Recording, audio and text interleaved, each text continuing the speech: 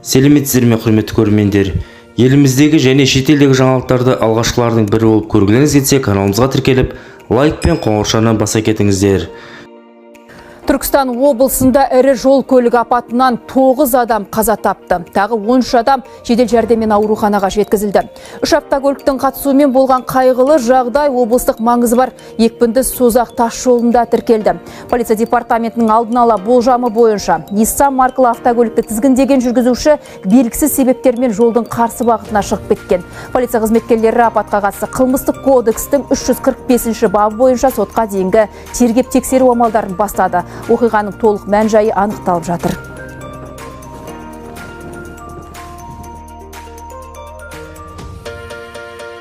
Автодороги областного значения. Облыстық маңызы бар екпінді Созақ тас жолының 304 шақырымында жол көлік оқиғасы болды. Салдарынан 3 автокөлік соғысып, барлығы өртеніп кетті. Апаттан 9 адам қаза тауып, 13 адам ауруханаға жеткізілді.